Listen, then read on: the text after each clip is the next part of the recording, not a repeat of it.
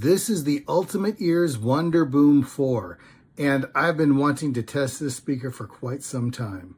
If you have seen my videos before, you know how I feel about unlabeled buttons. All right, it's not as bad as it might seem.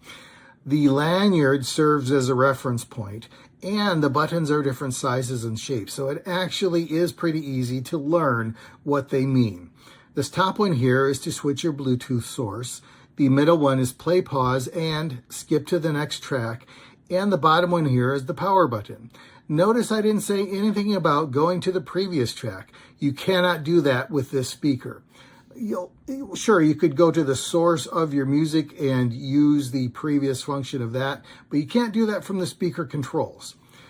Plus and minus, perfect single function volume buttons. I like that. And on the bottom, there's a little hidden button. And this is kind of like an equalizer. There is normal mode, which you'll probably want to use the most. There is an outdoor mode, which emphasizes the higher frequencies at the cost of sound quality.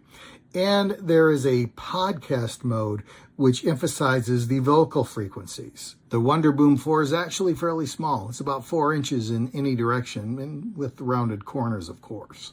This speaker sounds really, really good, depending upon what you're listening to and how loud you're listening to it. For my bass torture test, I could only bring it up to about 35% volume before those cones started complaining.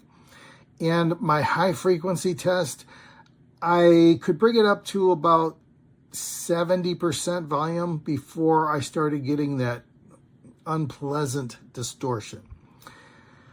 However, for most music that sounds fantastic at 70% volume, I wouldn't go above that. 50% is even better. It's not always how loud it's going to be.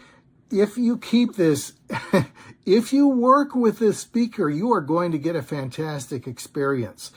But you cannot overdrive it, or it's just, nobody's going to be happy.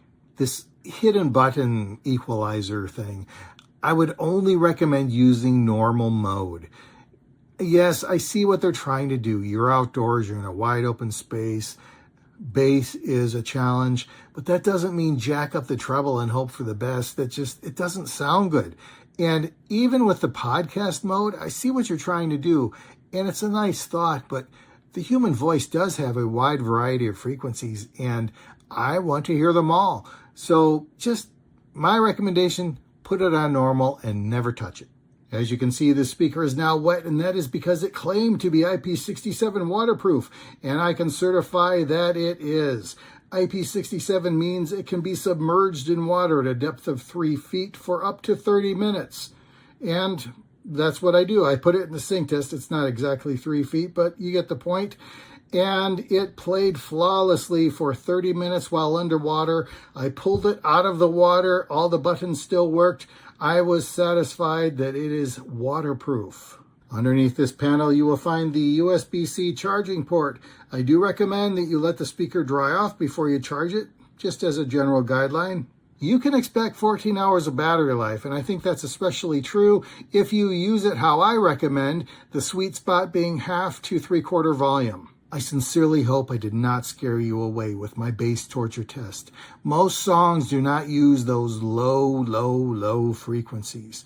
Most songs sound fantastic on this speaker. And don't let it worry you that I'm encouraging you to keep it at 3/4 volume or less. That's true.